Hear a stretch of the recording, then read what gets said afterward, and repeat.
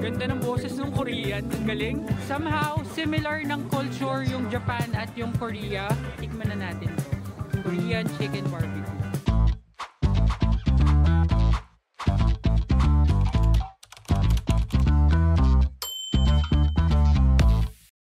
Hi amazing people and welcome back to my YouTube channel. So today is another episode ng ating South Korea vlogs. At ngayon ay pupunta naman tayo sa Hongdae! So we will be visiting Hongdae. It's a famous shopping street for K-pops and para sa mga may hilig sa K-pops, K-drama or whatnot. Doon din yung mga Gen Z ay K-pop stars, sabi nga nila. Doon ang tambayan ng mga Gen Z, yung paborito kong generation. So excited na ako makapunta doon. So we'll see what we could explore. Pwede tayo mag-cafe hopping and then pwede din tayong mamili, mag-shopping kasi maraming magagawa doon sa Hongdae. So tara guys, samahan nyo ako. So guys, galing tayo sa Gyeongbokgung Palace as what you've watched on the previous episode. So ngayon, sasakay lang tayo ng train station. Orange line naman papunta sa Hongdae. So medyo 30-minute ride ito. So sakto, dito tayo sa yellow line ata to. Yan, yellow line daw. Line free. So sundan lang natin sila. Tapos ang lilipat ulit tayo ng isa pang line sa line 2 naman papunta na dun sa Hongdae. So malapit lang kasi yung Hongdae guys sa Gangnam, parang ganun. Based sa understanding ko sa Naver map. So correct me if I'm wrong. So let's ride the train. Okay guys, so nandito tayo ngayon sa Gyeongbok 327. Ang baba natin ay dito sa Yujiro Trisang para lumipat sa line 2 330. Okay guys, so nakababa na tayo dito sa Yujiro Station. And from here, umakyat lang ako tapos lilipat tayo sa line 2 at bababa naman tayo sa Hongik University Station kasi doon yung Hongdae. So, akyat lang tayo dyan, guys. May mga bread dito. Cute ng mga bread nila, guys. Share ko lang. So, akyat na tayo para makalipat na tayo ng train at makapunta na sa Hongdae. Gusto ko sanang abutan na may araw pa, guys. Kasi, wala, parang mas enjoy kapag umaga or may araw pa. Layo pala ng lipatan, guys. Pakita ko lang. Yan, so dire-diretso pa pala dun. Yan, so lilipat lang tayo ng line 2 at baba ng Hongik University Station. Let's go! So guys, nandito na ako sa platform. Ito tayo sa 203. Ang baba natin is 239. Malayo-layo. Okay guys, so nandito na tayo sa Hongdae University Station. And from here, mag-exit tayo sa exit 9 papunta sa Hongdae Street. Exit 9 guys. Let's go! So guys, dito pa lang sa train station, marami ng mga nagtitinda ng mga something. Yan, mga keychain, pantali, headband. Tapos may mga food din. Ang bango. Mabango to. Itong tinitinda niya. Ayun, mga pancake, waffle. Ayan yung ganyan guys. Oh. Ang presyo niya ay 6,000 won. 6. Ayan, pinipilahan siya guys. So mukhang masarap yan. So labas muna tayo ng station para ma-explore yung Hongdae at sana maliwanag pa paglabas. Medyo malayo yung exit guys ha. Sundan nyo lang yung 9 papuntang Hongik University or Hongik. Ayan na, sa dulo guys, left. Alright guys, welcome to Hongdae!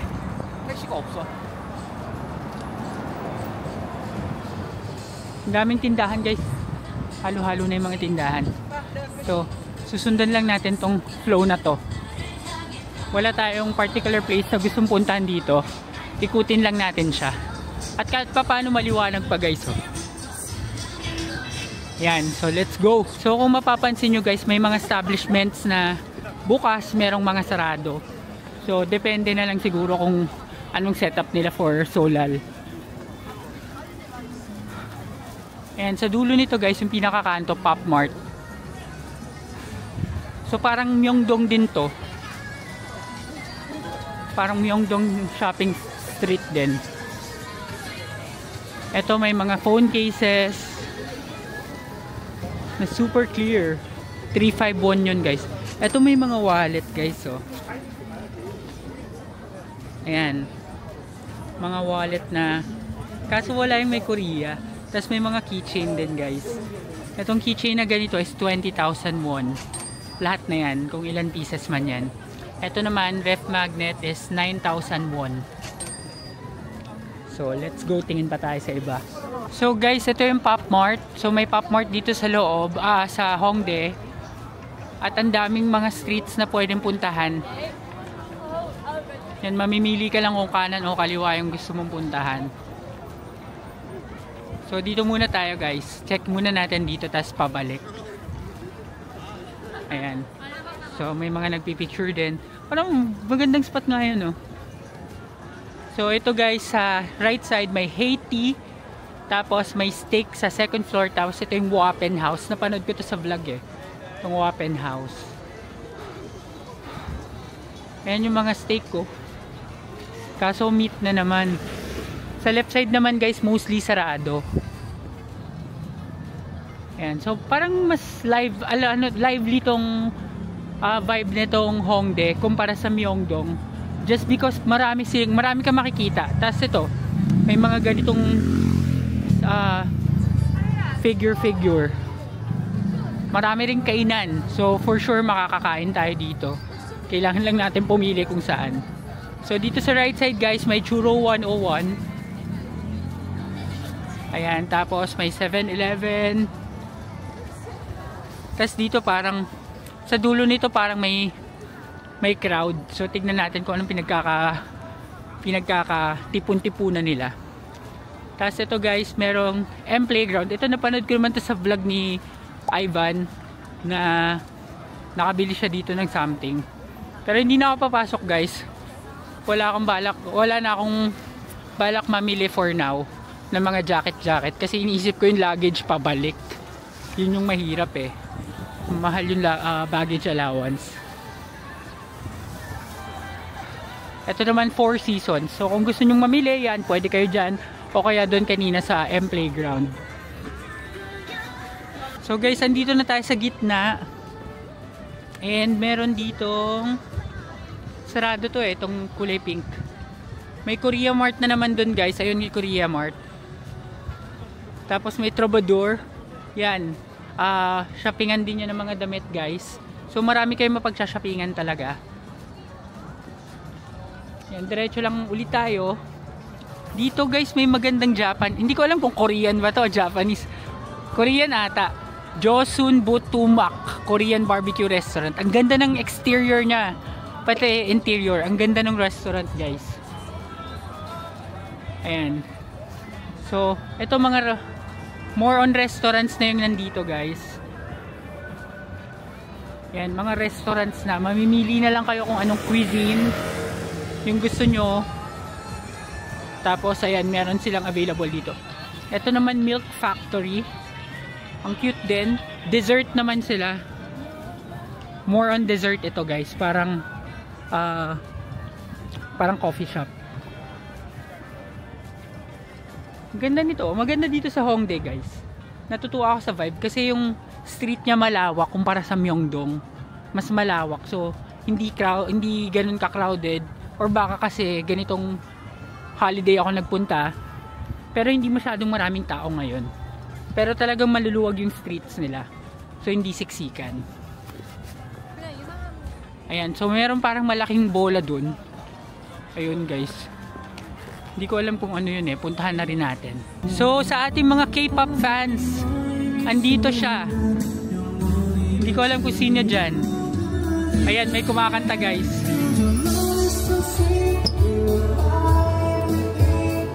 Ayan, siya. Lapitan ko pa para makita nyo guys. Para sa inyo. Ayan guys. Hindi ko siya kilala, pero yan, baka sakaling may kilala sa kanya at gusto siyang makita. Ito guys, binidyo ko para sa inyo. Okay guys, so dito naman tayo sa right side naman, pabalik na. Dito naman tayo iikot-ikot. So, ito puro restaurants na, and ang payapa talaga dito guys. Walang katao-tao masyado. So, sakto lang yung flow ng tao. Ang ganda lang. Yan, so, ito, picture-picture tayo dito.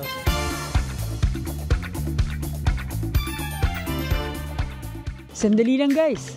Kung di ka pa nakasubscribe sa AJTV Amazing Travels, subscribe ka naman oh. Para mas mapadami natin ang ating subscribers at makatulong ito sa akin para makagawa pa ng mas maraming video. So yun lang, back to the video. Okay guys, so dito may cafe na maganda. Ang pangalan Better Day. See-through siya sa loob. Ayan, ang ganda ng interior niya. Kaso ang daming tao. Hanap pa tayo ng iba pang coffee shop. Marami naman dito sa Hongdae. Yan, so lakad-lakad lang ulit tayo dito sa mga restaurant area. Dun sa kabilang side, di pa natin naikot yon. So doon naman tayo pumunta. So guys, ito, ang pangalan niya is Another Awesome. Bilihan din siya ng mga Korean clothes. Yan, so kung interested kayo sa mga Korean clothes, isa rin to sa mga recommendations based sa TikTok. Another Awesome. Awesome! Yan, tapat lang yan ng Troubadour. Ito sa may M Playground lang ulit. Kasi pabalik na ako. Doon naman ako sa kabila. Mag-iikot-ikot. So ito merong barbecue chicken. Ito pala barbecue chicken guys. Oh. So wala siyang presyo. Pero for your dine-in or takeout, pwede. Nakalagay doon. So guys, itong restaurant na to, ang daming mga locals na nakapila. So malamang masarap to. Kung sakaling may chance kayo guys, puntahan nyo to. Mga ramen yung tinitinda nila. More on ramen tsaka mga bibimbap. Ayan, so dito yan.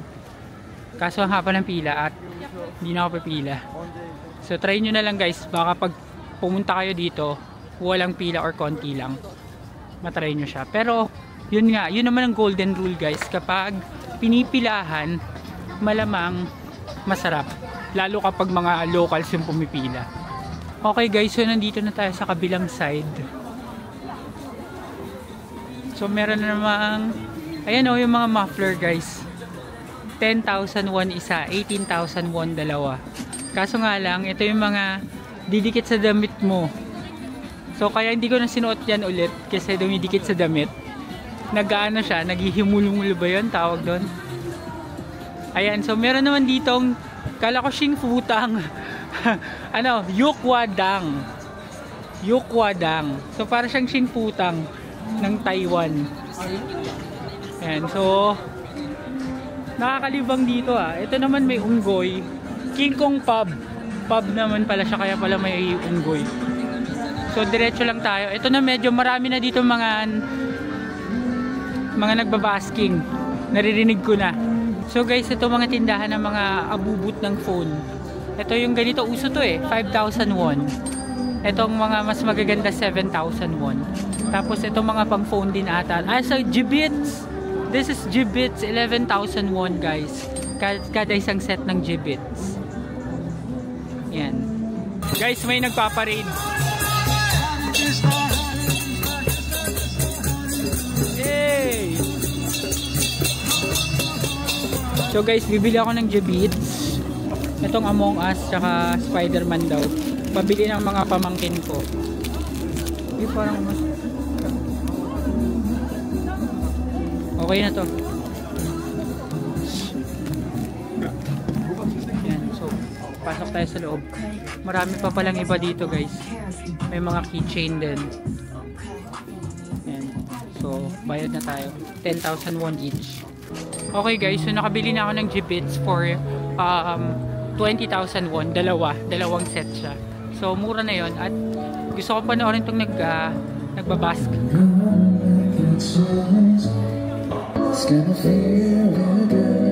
Ganda ng boses.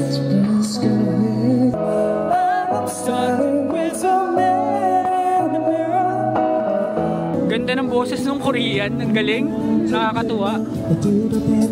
Ito din, may isa pa. Korean song naman. Okay guys, so pagtawid pa pala nito sa dulo, dyan pa yung festival street nila. So tatawid tayo dyan at Ayan, may explore pa natin yan. Malaki talaga tong Hongdae guys. And maganda rin siya kahit gabi. Ayan guys, so tawid na tayo. Let's go! So ito na naman guys, mga MagSafe cases na naman. Mga keychain ulit yung makikita dito. Tapos may mga damit. And ito mga winter outfits. Winter essentials. Ayan. Sa kabila guys, may Misha. Misha, next, dalawa. Joke. Okay. Moving on. So, ito yung mas mukhang Myeongdong guys. Kasi magkakadikit na. Or parang Ximending din sa Taiwan guys. So sana pagdating siguro doon sa mga medyo doon, meron mas mga available na food. Hindi ako masyado makapagsalita, ang lamig. So guys, ito mga muffler na naman oh. Yan, yung mga muffler. Pero hindi ko i-recommend na bumili kayo dyan kasi yun nga, yung problema sa tela. Yung problema niya yung sa tela. Medyo makulit talaga yung ano na yan. Nagdinisnis. Naghihimulmul. Itong mga phone cases guys, meron 6,000 won lang oh. 6,000 won lang, tapos clear lang siya. Okay, marami din mga photo studio dito. If you want to have your photos taken, ayan, pwede kayo mag photo studio.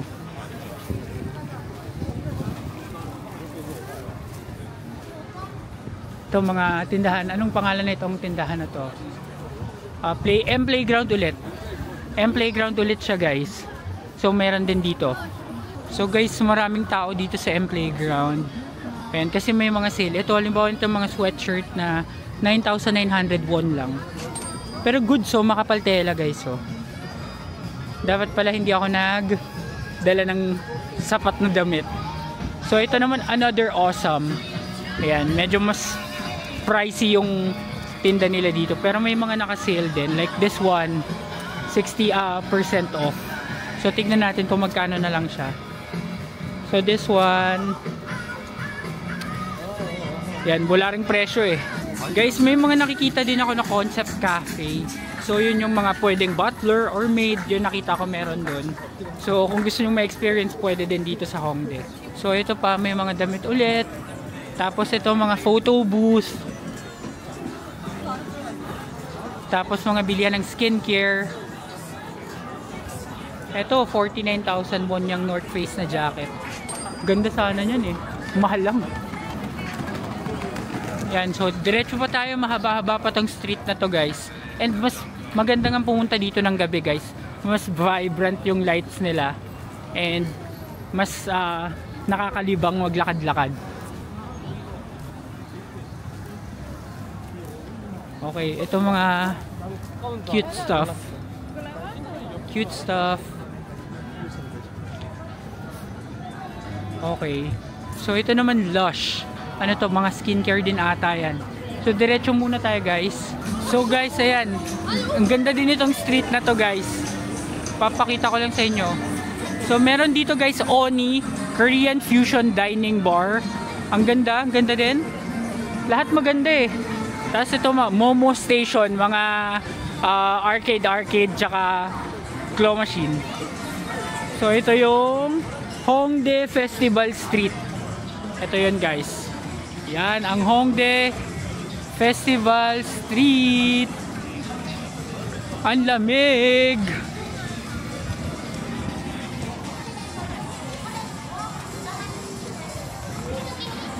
Okay guys, so nandito tayo ngayon sa Hongdae Festival Street at naglalakad-lakad.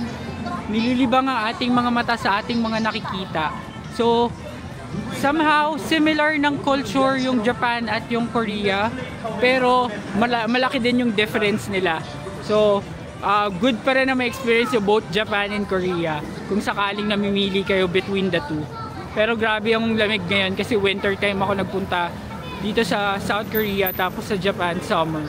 So kung gusto nyo mabalikan yung adventures ko sa Japan, pwede nyo ring panoorin yung vlog ko sa Japan. Nandun sa channel ko yun. So guys, may karaoke bar din dito. Ang pangalan Su Noraebang. So kung gusto nyo mag karaoke, kung may kasama kayong barkada or family, pwede dito. Guys, ito naman yung OC Cafe. Ito daw yung largest cafe dito sa buong Korea na may 9 floors. 8 floors tapos 9th floor yung rooftop. Ayan, ang taas nga niya guys. Yan, kung sakali pwede nyo rin siyang puntahan. Nandito lang din ulit yan sa Hongdae.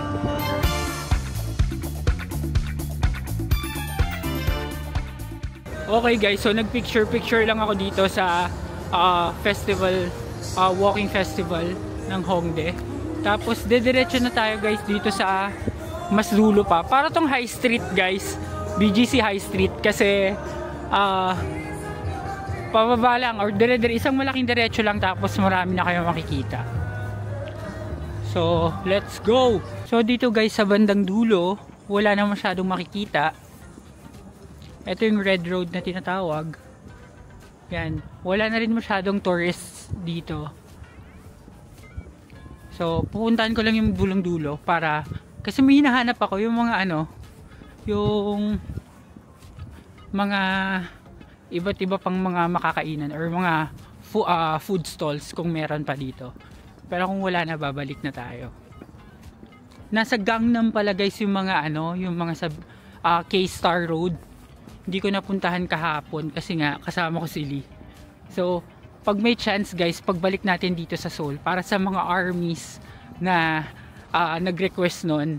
So tatry kong puntahan sa Gangnam. Mag-Gangnam tayo ulit pagbalik ko ng Seoul from Busan.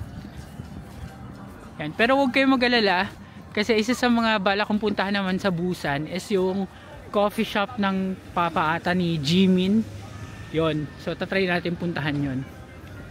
So ito, meron din naman ito, maganda oh. Cafe Drop Top. Ang ganda guys. Tapos yung katabi niya, Colin. Yan, ang ganda din. So guys, ito din, maganda din to. May parang upuan dito sa gitna. Parang crystal ball or ball. Tapos sa dulo, merong ito. So daan lang tayo dito. Merong puno na may ilaw. Oops, not me. Yan, may puno na may ilaw. Ayan. Tapos may ramen house. Ito, tahimik na dito guys talaga. Ito, ganda na naman ng coffee shop. Cafe Brown City. Ang ganda ng coffee shop. Grabe. Tapos ito guys, oh. Ganda lang ng mga pailaw-pailaw dito sa Hongdae pag gabi. Syempre wala to pag umaga. So advantage ng pupunta sa gabi, makikita nyo itong mga ganito. Okay guys, so pabalik na ako dun sa nilakaran ko. E nahanap na tayo ng dinner kasi medyo nagugutom na ako. So let's go! Okay guys, so sa ating paglalakbay, napadpad tayo sa side nito kung saan merong strawberry tanghulu at may Oreo churros. Sana talaga may ramen. Yung talagang pangarap ko makain ngayon guys kasi mainit. At sana sa restaurant para nasa loob. Ito, merong nakalagay na 10,900 won. Yan na. Ano yung mga yan? Kaso ang daming tao sa loob. Yung anxiety ko, social anxiety, yung matake. So meron dito guys oh, Hoho bread, 1 piece 2,000 won. Tapos ito, cream cheese ball, 6 pieces, 5,000 won. Mga street, ang bango. Kaso nasa labas eh. So sana yung nasa loob tayo para mainitan tayo. -7 yung temperature na ngayon guys pag check ko. Ito na naman Korea Mart to guys eh. Kaya oh, may local chocolate, 1,000 lang.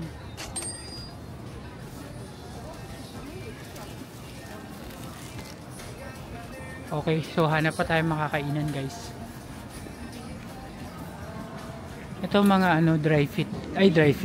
Hitek ata. Ayan, gaganda guys oh. Gaganda ng mga damit nila. Tapos mga lang, kahit pa paano nasa 10 to 20,000 won lang. Pero magaganda.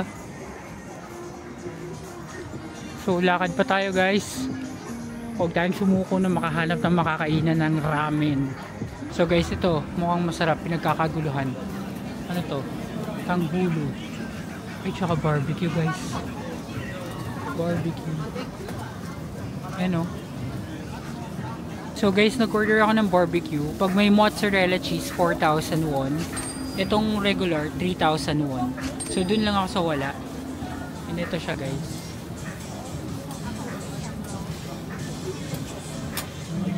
So guys, ito na yung barbecue. Ayan. So, ang problema lang, wala silang pwesto. So, hindi ko alam kung saan ko to kakainin. Dito na lang din. So, titikman na natin to. Korean chicken barbecue. Okay guys, so taste test time na.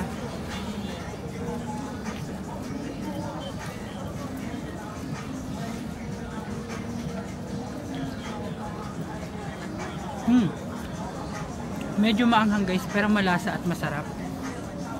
So, tolerable naman yung anghang niya. So, I would rate this 9 out of 10. Kasi yung anghang lang yung 1 point. Pero masarap guys. May parang gulay sa gitna. Sana wag naman tong sili. Try ko tikman.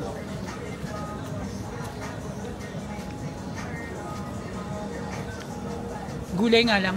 So okay lang yan guys. So kainin ko muna to. Okay guys. So okay na ako dito sa Hongdae. Feeling ko naman napuntahan ko na yung mga gusto kong mapuntahan. At nalibot ko naman na siya.